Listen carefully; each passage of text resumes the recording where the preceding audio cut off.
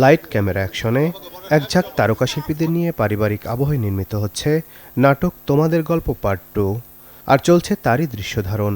5 প্রজন্মের অভিনেত্রীদের নিয়ে নির্মিত নাটক তোমাদের গল্প জনপ্রিয়তা পায় 2025 সালে।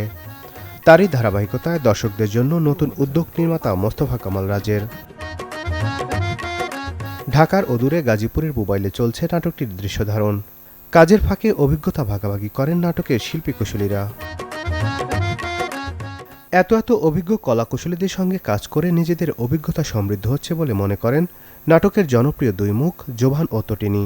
এত বড় কাস্টিং নিয়ে, এত গুণী গুণী আর্টিস্ট নিয়ে যে যখন আমরা ক্যামেরার সামনে দাঁড়াচ্ছি এবং কাজ করছি, একটা গল্প বলার চেষ্টা করছি, এটা কিন্তু অনেক বড় প্লাস পয়েন্ট। বিকজ হচ্ছে দেখা যায় যে অনেক আনারি আর্টিস্টদের সাথেও আসলে আমাদের কাজ করতে হয়েছে বা হয়, তখন দেখা যায় পারফরমেন্স অনেক ফল করে।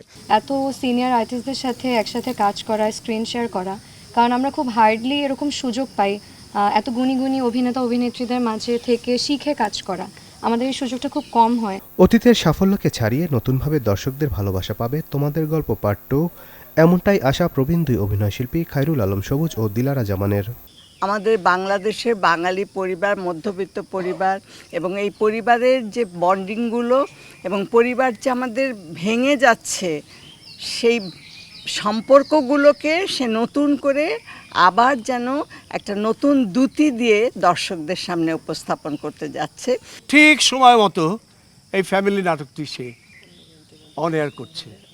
আমি বিশ্বাস করি, আমরা সবাই বিশ্বাস করি, একটা সুন্দর কাজ হবে এবং আপনারা আরও মজা পাবেন। নাটকে চাচি চরিত্রে অভিনয় করতে গিয়ে আপন চাচির কথা মনে করে অনেকটা আবেগাপ্লুত হয়ে পড়েন অভিনেত্রী মনিরা মিঠু। জানান অনুভূতির কথা। তোমাদের গল্পের সময়ও আমার খুব কষ্ট হয়েছিল যে আমি বাবা মা দেখি নাই, চাচা চাচি দেখেছি, চাচা চাচি। তো আমার চাচি ছিলেন পাগল, উনি শিকলে বাঁধা থাকতেন।